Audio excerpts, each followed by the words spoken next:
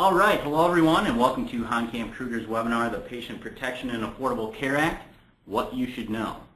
Thanks for being with us today. I'm Mike Lansing. I'm the technical writer for HKP.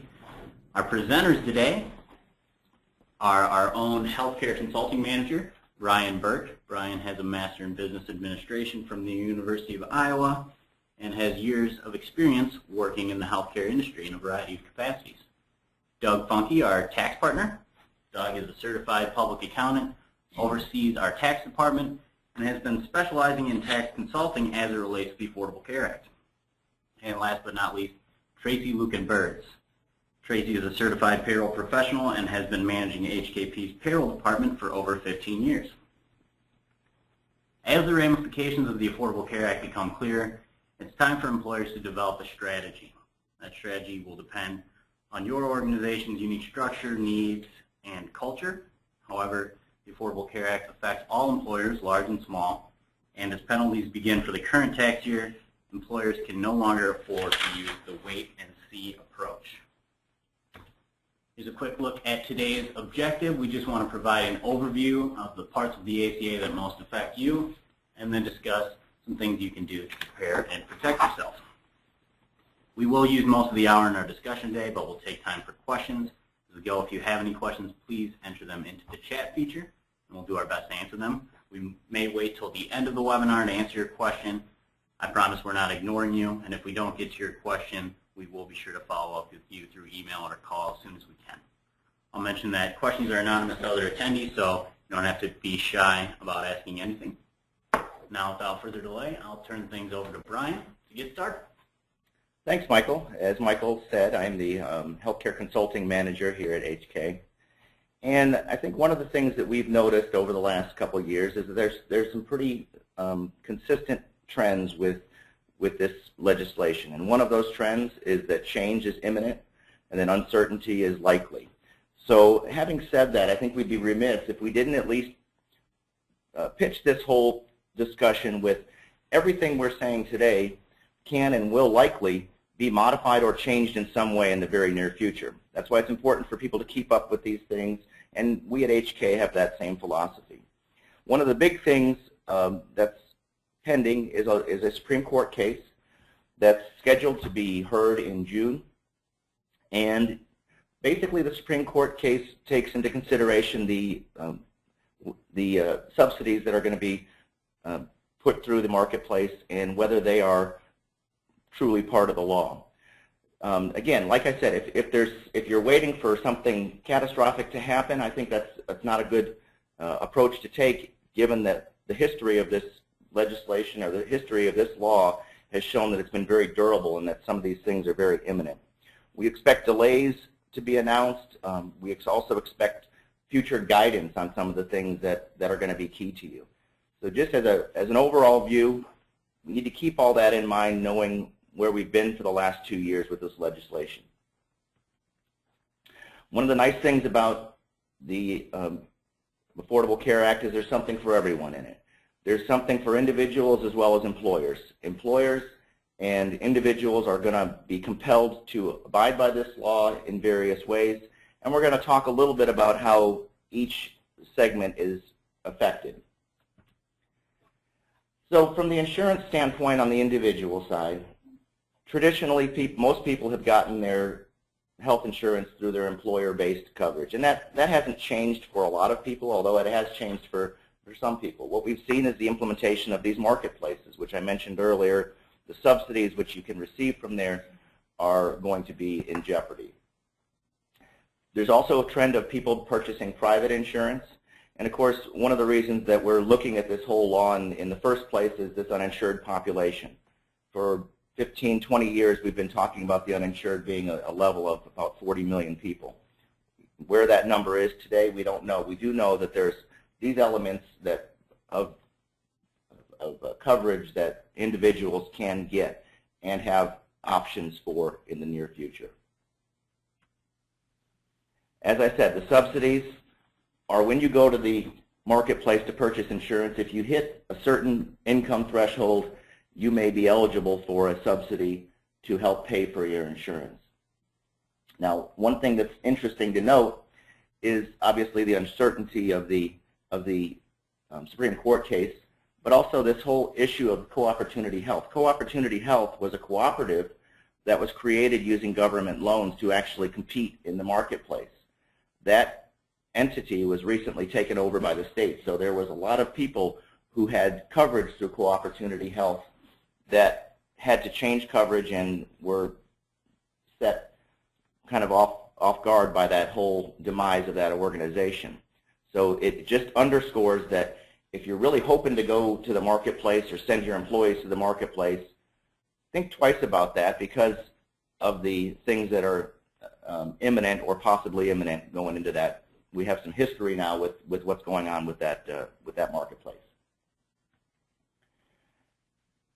We're going to be seeing some penalties for individuals who do not have coverage, who are uninsured, and those penalties were rather minimal in 2014, but as the years progress, they're going to get a little bit higher. For example, next year, it's going to be the higher of the either 2% of your household income or $325 per person, $162.50 per child under 18. So we say this to underscore the impact that it's going to have on people who don't have coverage in some way, shape, or form. And as our historical view of insurance in the United States is such that the employer has taken on that responsibility, this is not a small impact for employers as they consider what their strategy is going forward. Let's look at it, how it impacts employers. Large and small employers are going to be impacted, and we'll talk a little bit about employer size. We've all heard the number of 50 as the threshold of employer size that's going to be compelled to abide. And then we'll also look at eligibility in terms of how employer size and eligibility differs. When you do offer coverage as a group health plan and you want to be in compliance, there's going to be some tests in terms of affordability and value, in terms of how valuable is that plan you're offering and is it affordable to people and under the terms of the law. Of course, if you're over 50 on the employer size calculation, you're going to have some tax forms and reporting obligations that are going to be hitting in 2015, irrespective of whether you're even going to be under the shared responsibility provisions for the year of 2015. So there's some transitional relief on employers of between 50 and 99. So the impacts of what's called the shared responsibility provisions are only going to be impacted, or they're scheduled to be input for employers of over 100 employees. In 2016, that's going to change, or it's scheduled to change to 50 plus employees. So if you're in that 100 plus employee number right now, 2015 is the year you're to be in compliance with penalties to be assessed for that year. Let's talk a little bit about employer size calculation. I think it's very important for people to step back and say, do what's called the shared responsibility provisions impact my organization? And what we have to know is how many full-time employees we have. Full-time employee designated as such is someone who works 30 hours or more per week, 130 hours per calendar month. And then how are people who don't work that much impacted, or how do they impact that size calculation? Those are all part of the size calculation, and again, we're going to go through a specific, more specific examples here, but we have to understand that every person that puts in hours impacts that size calculation. So someone who does not excuse me, hit the threshold of 130 hours per month is going to be put in a pool of hours, and those hours are going to be divided by 120, and you're going to come up with what's called a full-time equivalent. A full-time equivalent is a function of a calculation that takes into consideration the hours of people who don't hit the threshold and calculates them into a number of employees that those hours represent. And as I said, the large employer formula takes into consideration all your full-time employees and then the hours of the people who do not work full-time as the full-time equivalents, minus owners, and then you'll have total employees on a monthly basis.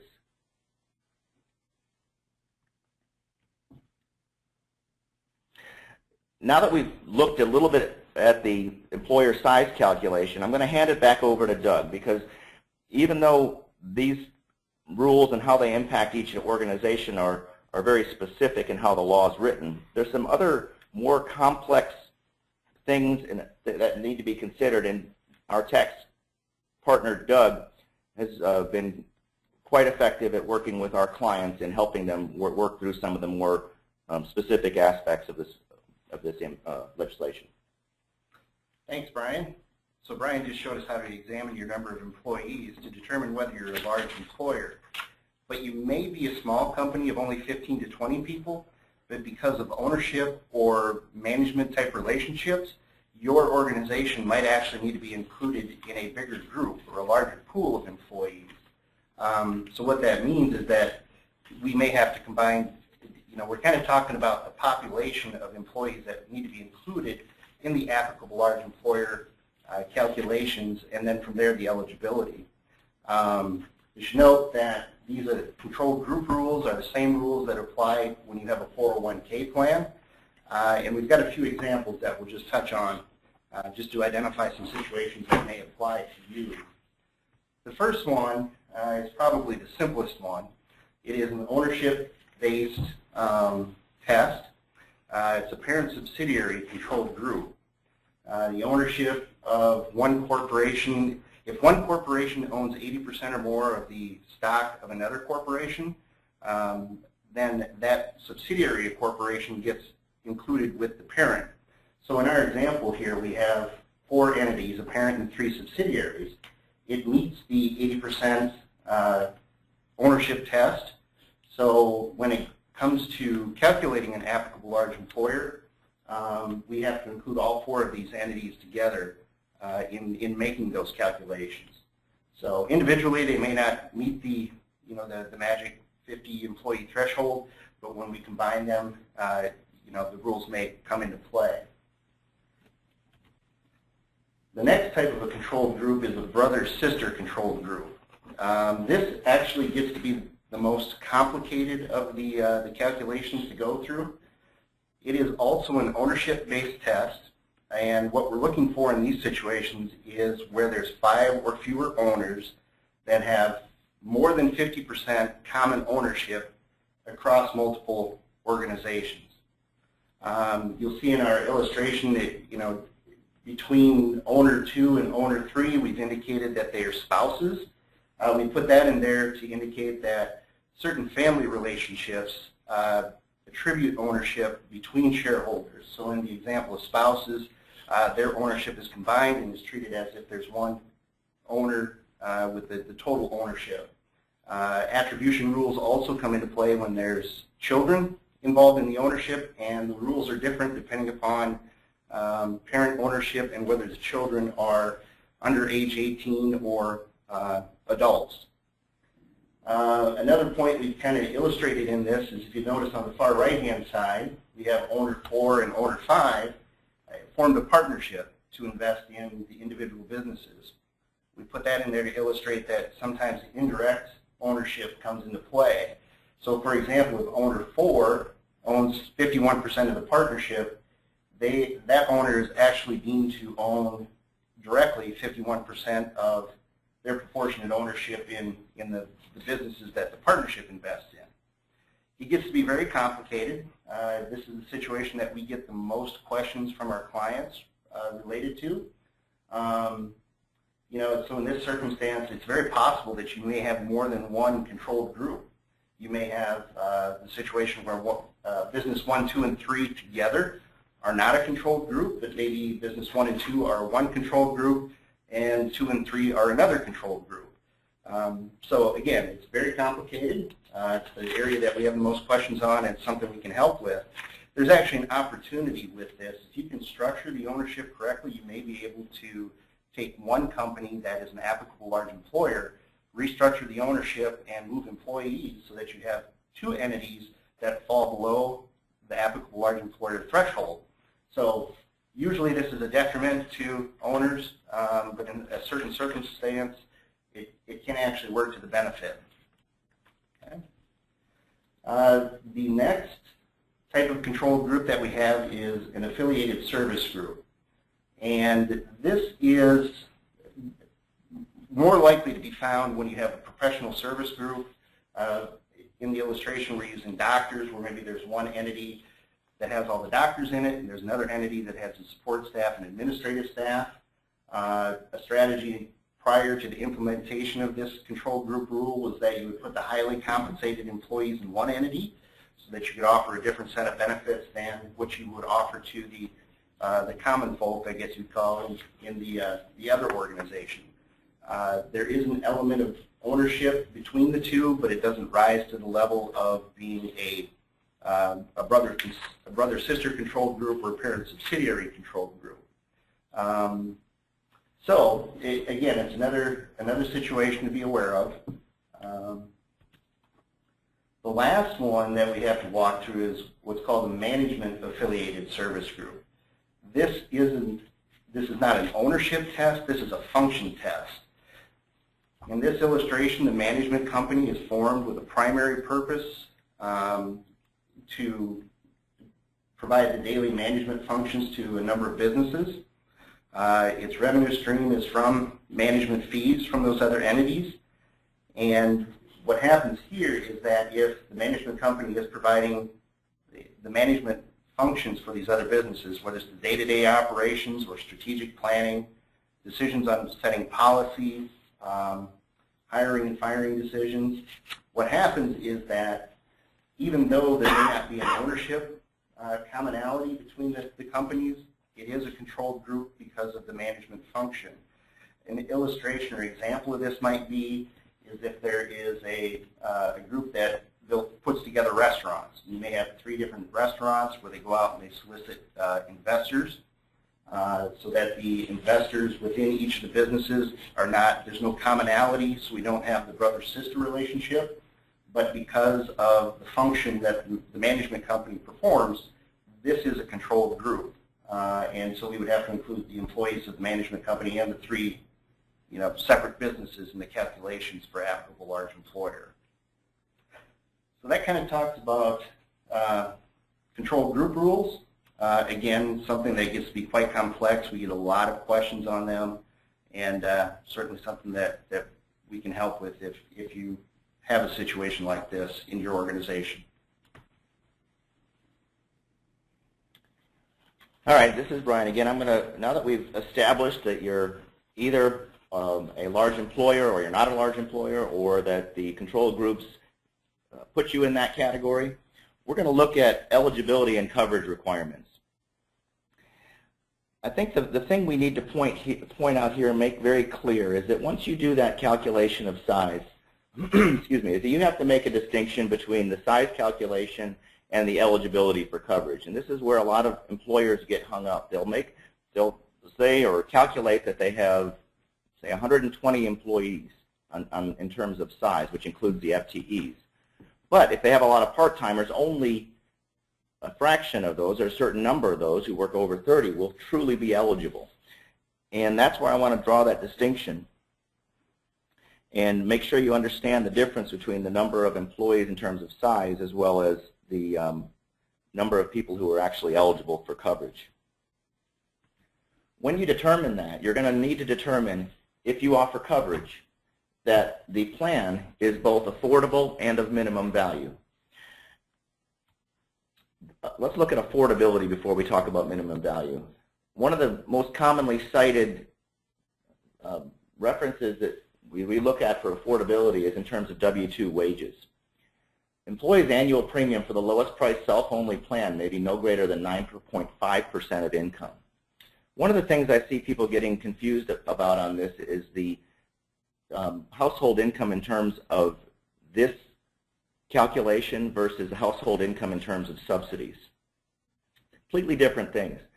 When you're an employer and you're looking to determine the affordability, you want to look at the W-2 wages in terms of the cost of that lowest price plan. Often employees and even employers will get confused by the thresholds that are used on the marketplace subsidies, where they start confusing those things, and those things are actually based on total household income. Minimum value coverage. Everyone, I think, has heard the term bronze level plan. Bronze level means the minimum coverage that can be considered of minimum value in an employer-sponsored plan. As long as you have something that, or a plan that's deemed bronze level, you're going to be okay in terms of the affordability as well as the minimum value of your plan. So health insurance, in these bronze level plans, you're going to have the health insurance paying about 60% of treatment costs. And of course, these plans go from bronze, silver, and gold and platinum. Now, if you're offering coverage, or if you're an applicable large employer, you're going to want to look at two possible ways to get a penalty. One is by not offering coverage at all, and one is by offering coverage that doesn't meet the minimum value or the affordability that I just outlined. Let's look at the situation for an employer that is an applicable large employer but does not offer any coverage at all.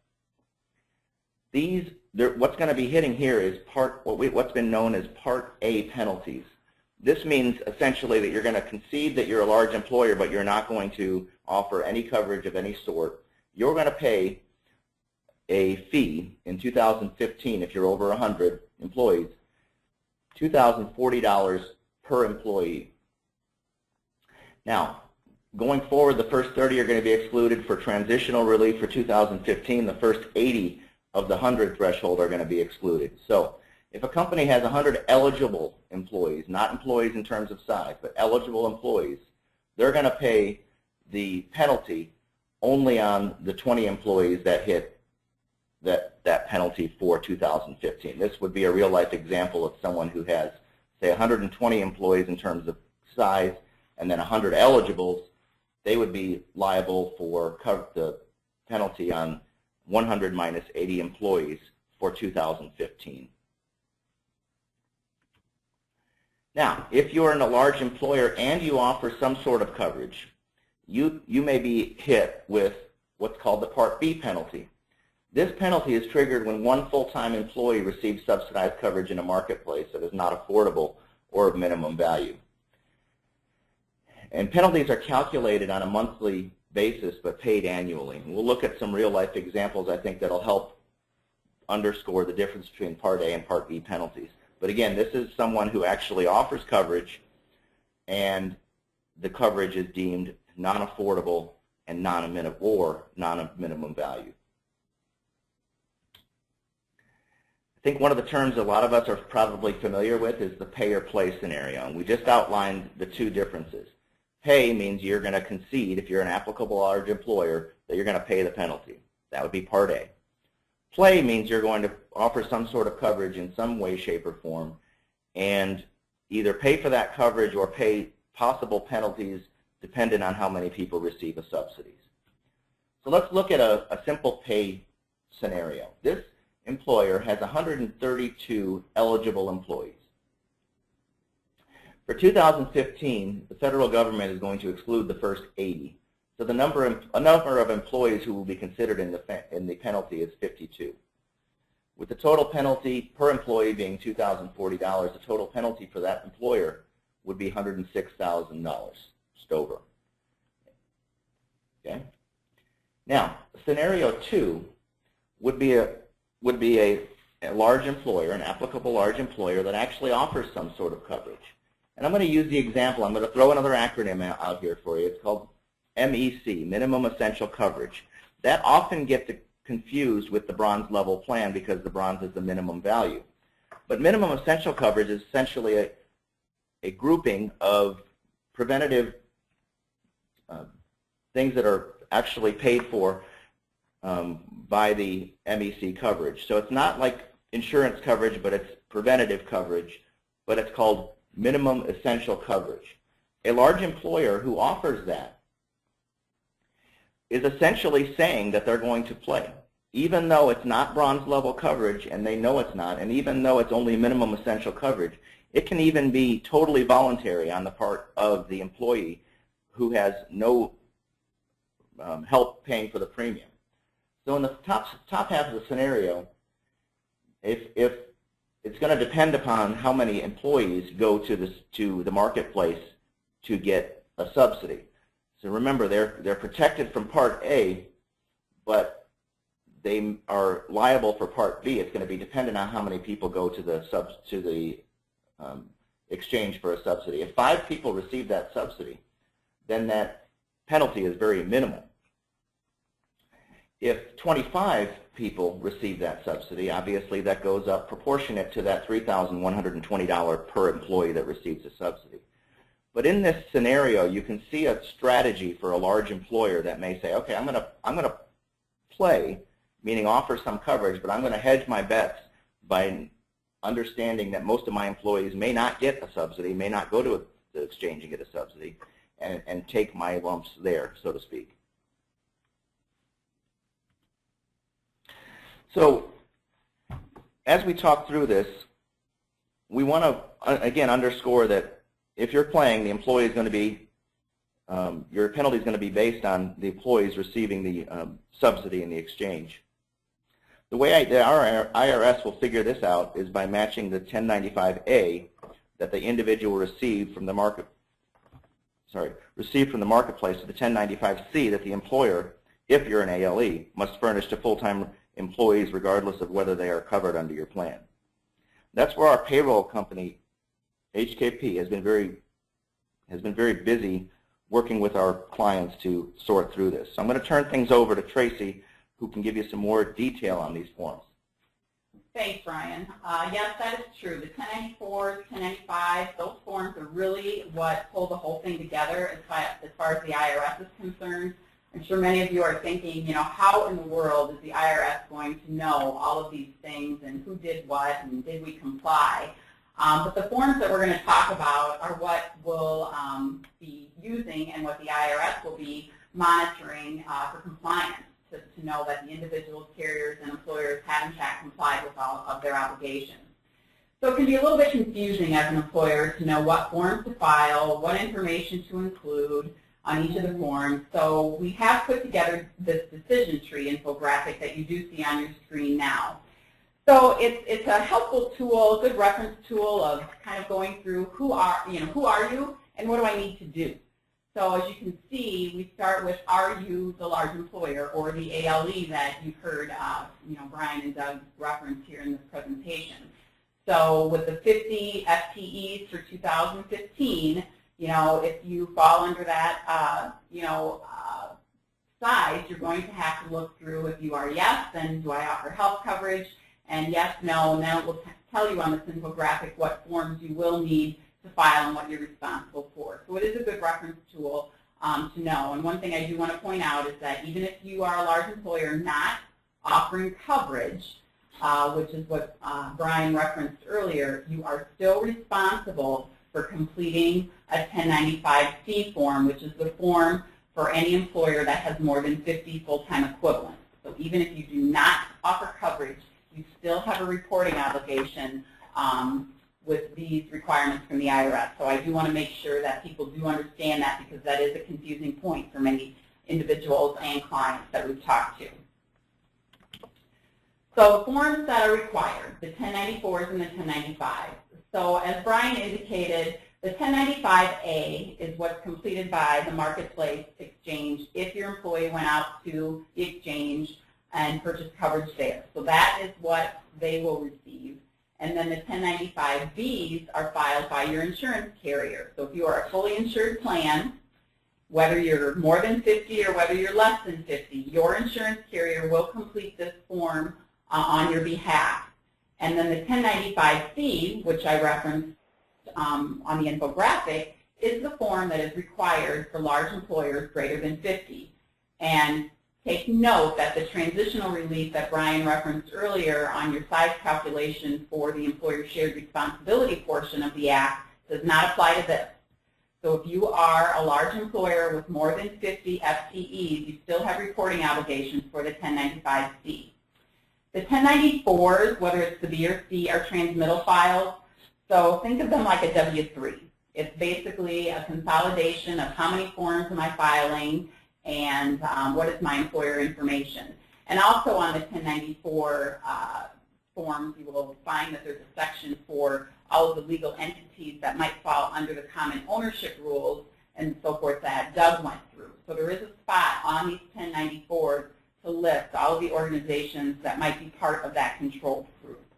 So it's very important to understand all of that.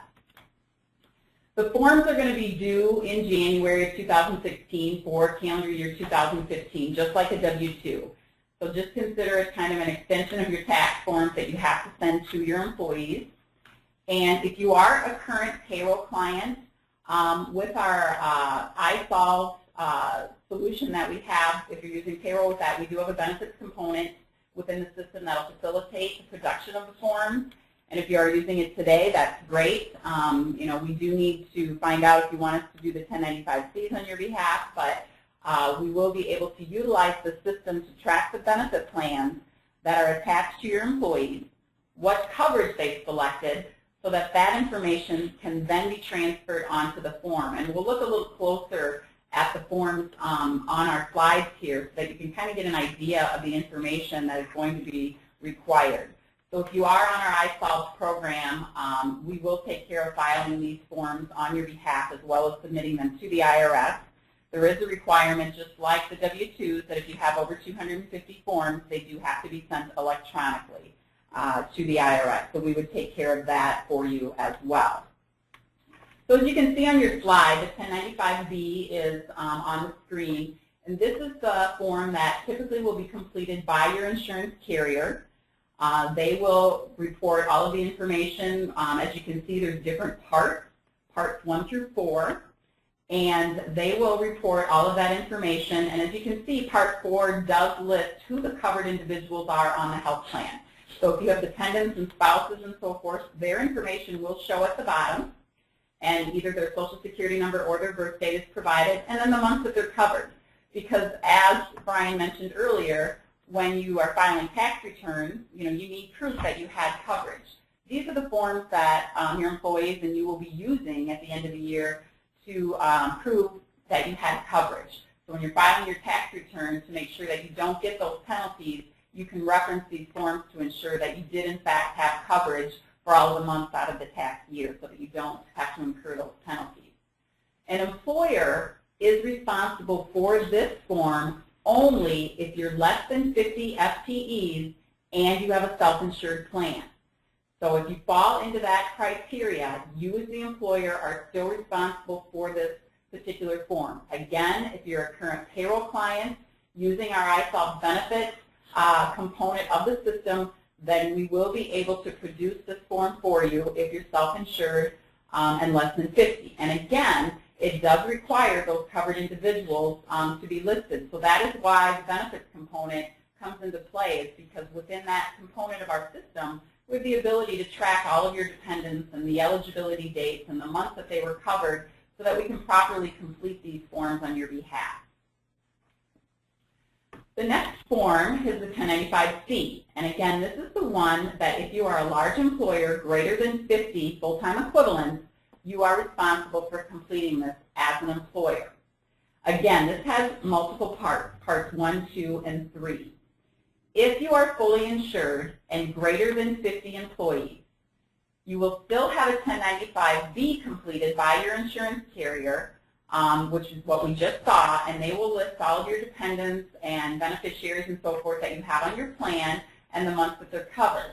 But in addition to that form, you as the employer are sending this form to your employees just with parts 1 and 2 completed.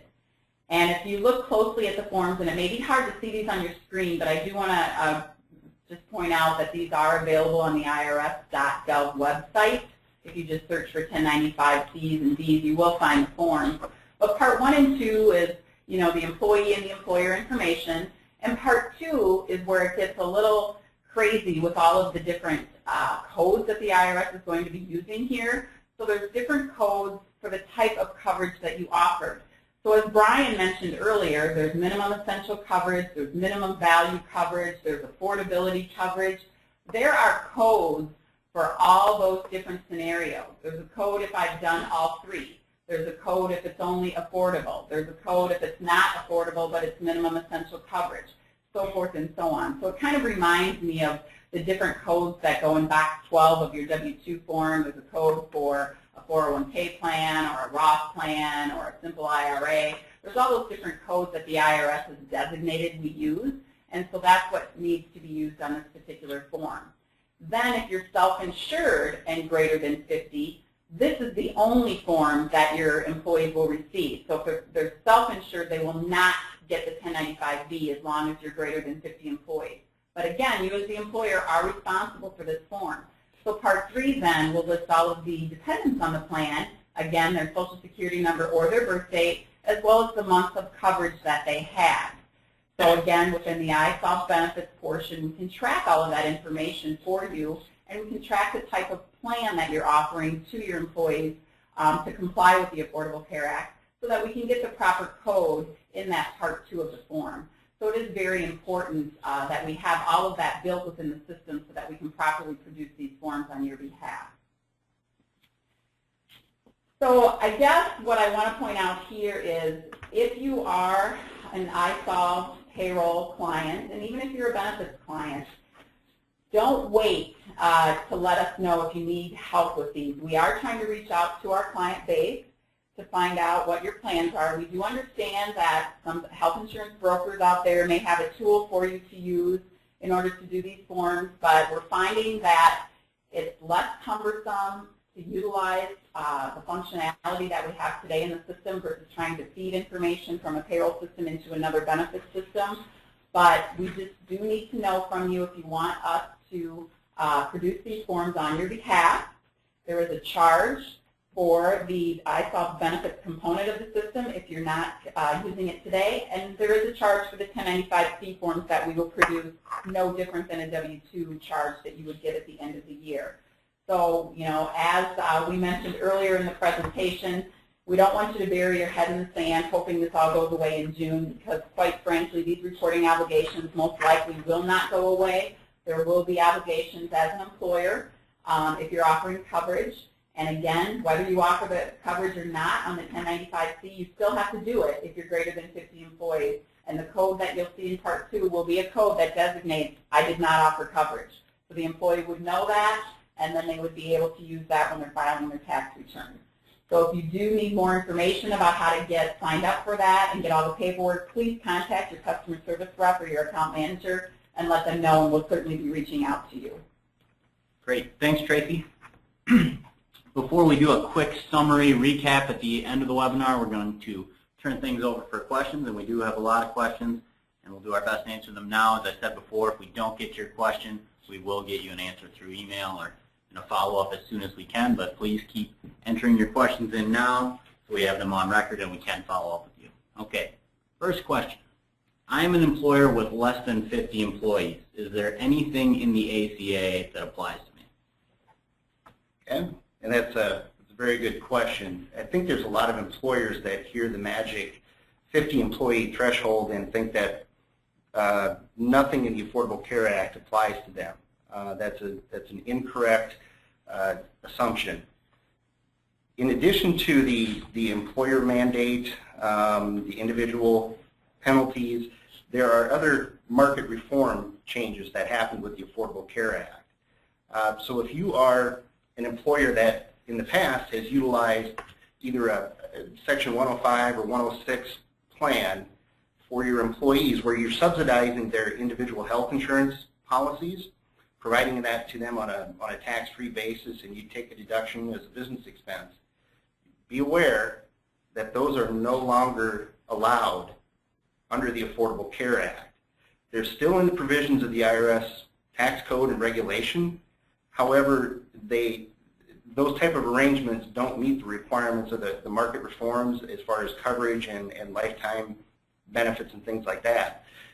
So if you've been offering those, subsidizing individual health insurance premiums of your employees, you are subject to a penalty. And that penalty is $100 per employee per day, so it's quite substantial.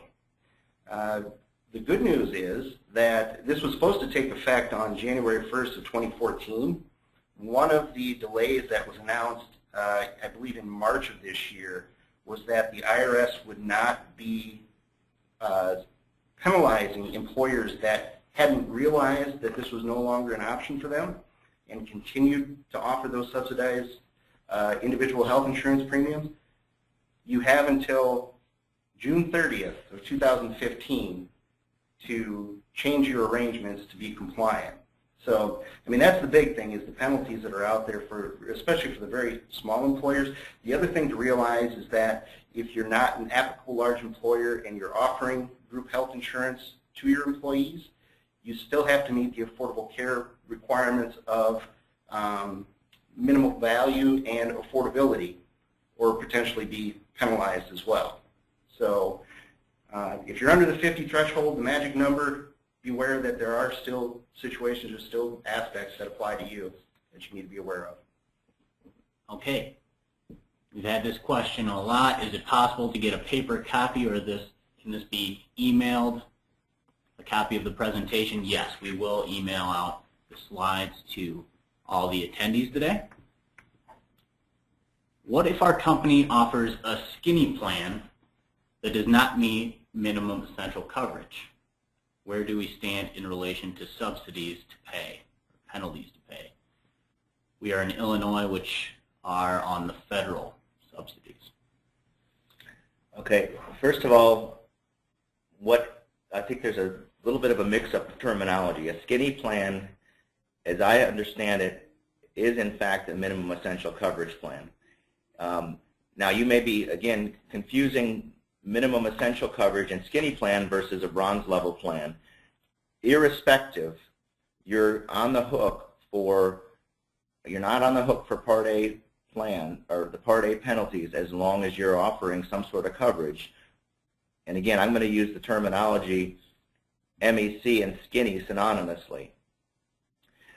So irrespective of what you're offering, if it doesn't meet minimum value or affordability, then you're on the hook for the number of people who receive a subsidy on the exchange, irrespective of whether it's a federal or state subsidy. Okay. If you have under 50 employees, do you need to file the 1095-C? We offer health insurance that is not ACA compliant, but we are able to grandfather in this plan for another year.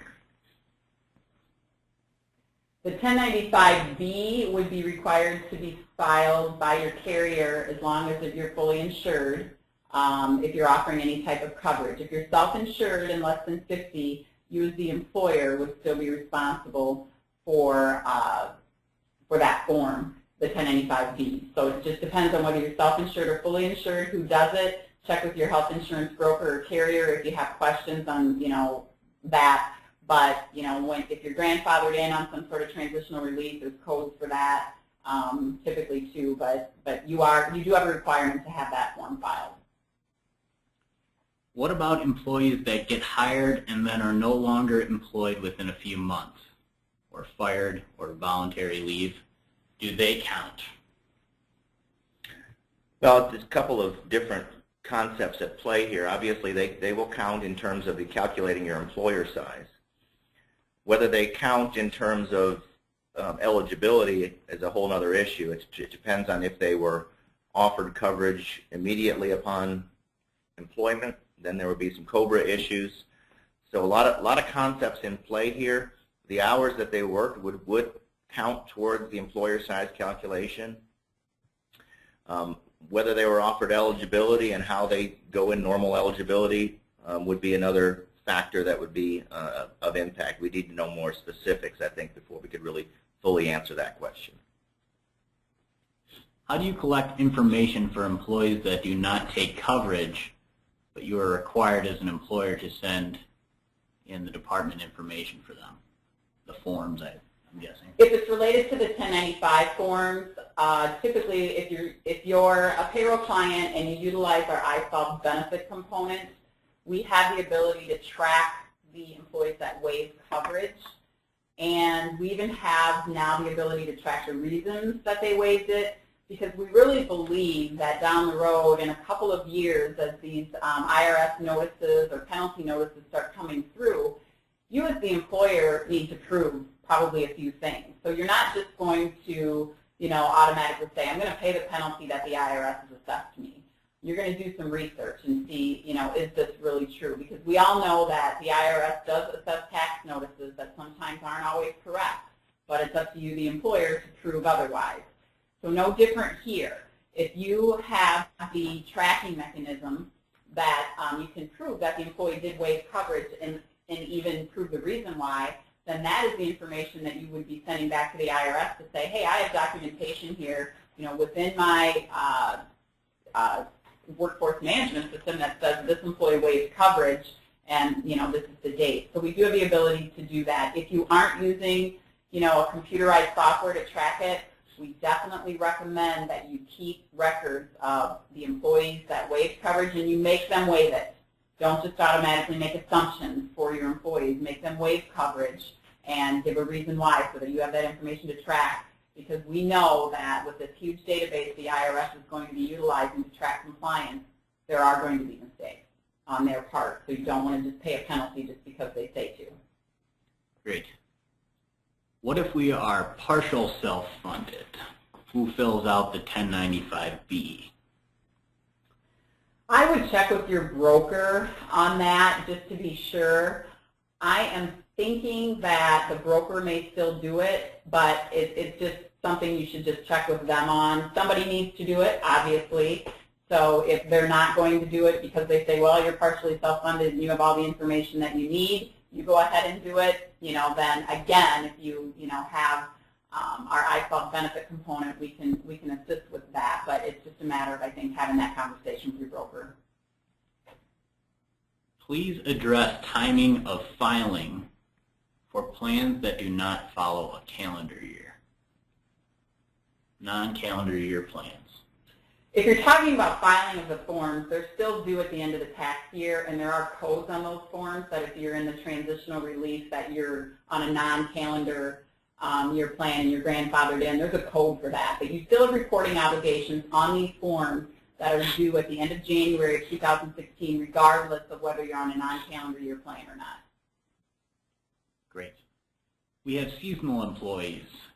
They can work 40 hours per week if it is for a limited number of days, or can they work 40 hours per week if it is for a limited number of days or months? The answer to that question is yes. I think the bigger issue is, what is your company's strategy in terms of analyzing eligibility and offering coverage? So for this type of scenario, first of all, seasonal employees would be included in the size calculation in most cases. So those seasonal people are going to be factored in. So if you determine that you're an applicable large employer, the next question you need to ask is how they become eligible and how we determine if they truly are a full-time employee over the course of several months. This is where the concept of the look-back period, I think, becomes important for your specific organization, because organizations have a look-back period option that they can look at in terms of how they're going to assess eligibility. So if a company has a 6-month look-back period and the employee's hours fall in that 6-month period, there's a higher probability that they are going to be deemed eligible for coverage, and then the company would be compelled to offer them coverage for a 6-month stability period. If, however, they use a longer look-back period of, say, a year, the company may be less compelled, or may be compelled to offer them coverage for longer, but it may include fewer people who would actually hit that threshold. In that scenario, you may find that the year look-back period is more appropriate for your organization. I think the big key here is modeling. organizations need to do modeling in terms of their actual hours that they're going to be using. And looking for kind of a quick answer is kind of a difficult thing without doing some of that modeling. And we've worked with many employers where we actually go through their data and look up scenarios based on their actual payroll data. But you'd be surprised at how wide the variance is in terms of strategies you may or may not take based on what you're seeing in terms of what you have the ability to control. Great. We currently have iSolved HR benefits. Are we able to run the 1095-C forms ourselves? No, that is something similar to a W-2 form that we will control on our end because they're, we need to make sure that all the information is populated properly as well as doing the electronic filing to the IRS. What's the difference between self-insured plan and a fully insured plan? The self-insured is essentially just that. Generally, larger employers are self-insured. However, we have seen a trend in this transition for smaller employers being self-insured or also known as self-funded. What that means is essentially the employer is on the hook for all of the claims. The claims are paid through a network, often through a network that insured companies use as well. So you may see a self-funded plan that uses Blue Cross Blue Shield. What they essentially do is they utilize the discounts of those network payments, and then they pay the claims. They pay a fee plus the claims. What they'll also do is implement something called reinsurance, which actually protects the employer from catastrophic claims. So the two plans will look a lot alike in terms of what they're covered, what's paid, but they'll be different in terms of funding and risk. A group that has very healthy workforce is probably a good candidate for a self-funding option because they'll be on the hook for fewer claims than if they were a very unhealthy workforce. So it's another thing we look at in terms of modeling. Are there other options that are more beneficial to the organization? What we've seen with smaller employers is that there's a different pool that's more geared towards actual fair or comparable rates on the small group side. So for a small group that had a very sick workforce, their rates may go down. For a small group that had a very healthy workforce, on the insured side, their rates may go up. So this is why we're seeing the concept of self-funding become a little bit more prevalent in the marketplace because employers are wanting to take the actual control of their claims dollars themselves and not deal with the risk of other groups. Do we have to have the benefits through HK in order to have HK complete the forms, or does HK allow us to have HK complete the forms? So basically, with our payroll clients, we still have a group of clients that are on our older legacy system called HK Pay, and we understand that. HK Pay does not support the production of 1095 forms. Again, we're in the process of trying to reach out to our clients that might have this requirement to file the forms to get them migrated over to the iSolved platform, because within iSolved, then we can get you on the benefits piece where we can then set up your benefit plans, attach those plans and the proper coverages to the employees, as well as track the employee costs and the employer costs, because those are all of the key pieces of information that are needed on the forms. So you do have to have the benefits portion of iSolved in order to have these forms produced, and you do have to be off of HK Pay and migrated over to iSolved. So if you are on HK Pay and you are going to need this service and to get on the benefits, go ahead and let your customer service rep know, and we'll have a sales rep contact you to get that moving. Okay. Should ex-employees, former employees electing COBRA coverage be listed on the 1095-C? No. Okay. How will employees on FMLA be affected in meeting the minimum value or affordability numbers?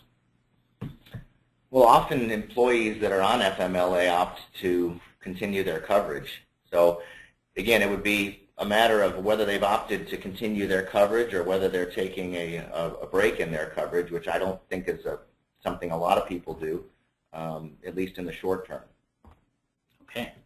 Does coverage have to begin immediately upon employment or at the company's probation period end for the employee?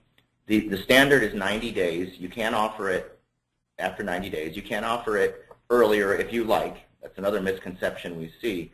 But the minimum standard is 90 days. You have to be offered coverage for someone who is hired as a full-time employee or reasonably expected to work 30 hours a week, must be offered coverage on the 91st day of employment. And you probably should add to that, it's not, most employers might have it as the first day of the first month after you've had your 90th day of employment. Know that that's too late. It is the 91st day from the date that they start working for you. Great. If the employee decides not to go with the company insurance, would they be liable to prove insurance and not the company? Yeah. So they're eligible for it. They opt out of it. They decline the coverage. When they file their individual tax return, they will have to either prove that maybe they had coverage through another family member, or if they don't have coverage, they're subject to the individual penalty. Yeah.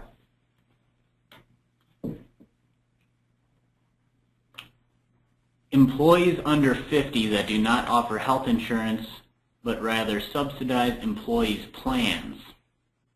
These employers have to offer some type of coverage instead of helping employees pay for coverage, or else pay a penalty?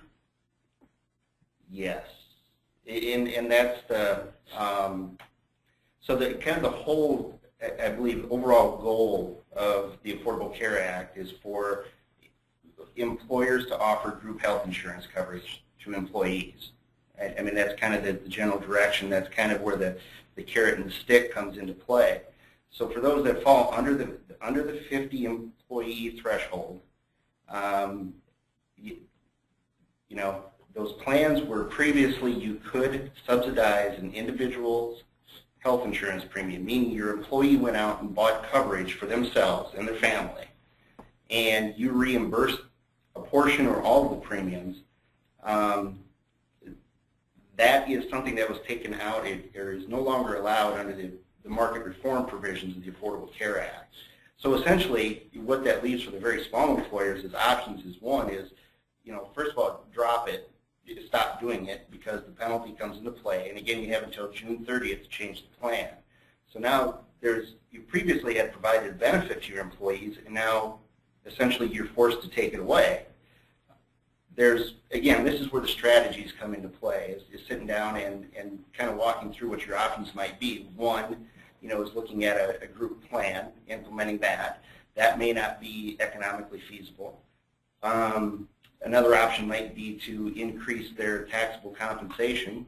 It can't be directly tied to subsidizing of individual health insurance premiums, but maybe as a way to offset this benefit or this compensation that they were receiving that you can no longer do. I mean, it costs more in the payroll taxes, et cetera, but that might be an option as well. But definitely for your very small employers or any employer that was paying a portion of individual health insurance premiums that is subject to the $100 per day per employee penalty, which needs to be corrected before July 1st of this year. Okay. Will Medicare be issuing a 1095-B for employees that may have both an employer plan and Medicare? No, I don't. There won't be. It's not insurance that's coming through a marketplace. The Medicare premiums that are being taken from Social Security benefits are just going to be reported on the 1099 from the Social Security Administration, just like they always have. Yeah, so there won't be any 1095 or 1094 type form coming to those individuals. Okay. 2014, we had to put the value of the employee health insurance premiums on their W-2s. Is the 1095-C replacing this process? No, the requirement is still there to report the total amount of the health insurance. And let me clarify that it is the employee plus the employer portion that has been reported on the W-2, and that requirement has been in place for several years now. But there also is a threshold for that, which has not changed yet. It's still, if you had 250 W-2s that you issued in the prior calendar year, then you are obligated to report that amount on the W-2 in box 12. So that requirement hasn't changed yet, and the IRS has said that if they plan on changing that requirement to every employer, regardless of how many W-2s that there were in the prior year, that there's a 6-month lead time that they give us. So technically, if we don't hear anything by July 1st of this year, then that won't change. It would still be the threshold of the 250, but that has not changed because what's on the 1095 is actually a different amount.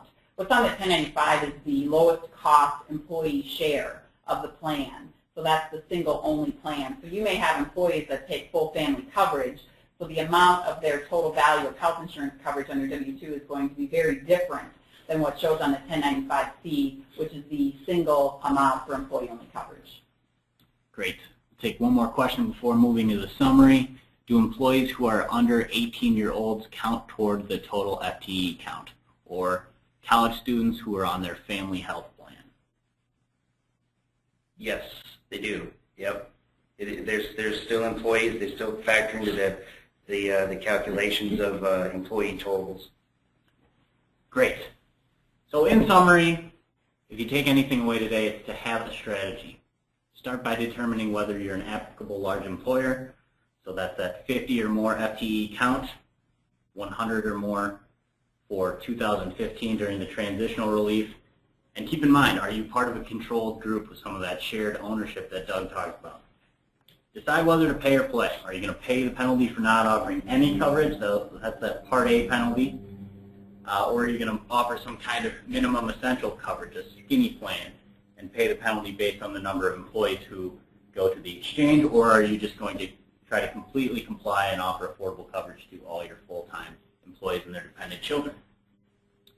Then if you do decide to play, to comply, you're going to want to monitor variable hour employees. Those are those employees whose hours you're uncertain of, and be sure that anyone averaging over more than 30 hours per week or 130 hours per month is offered coverage. Ensure that your plan meets the minimum essential coverage requirement. Ensure that your plan meets the affordability requirements. That's that 9.5% of income that Brian talked about. You have the 3 safe harbors. You can use the employee's W-2 wages, their rate of pay annualized, or the federal poverty line for an individual to compare that benefit cost. And then submit the proper forms to the IRS, the 1095 forms. So thanks again for being with us today. We appreciate your time and your business. If you would like more information about any of our services, you can contact your regular account manager or customer service representative. And to any of you whose questions we did not get to, I know there were several, you will be receiving an email or a follow-up in the near future. So thanks again. Please fill out the survey. We want to know, did you find this helpful? What was something you learned? What questions are still outstanding? What can we do to help? So thanks again, and have a great day.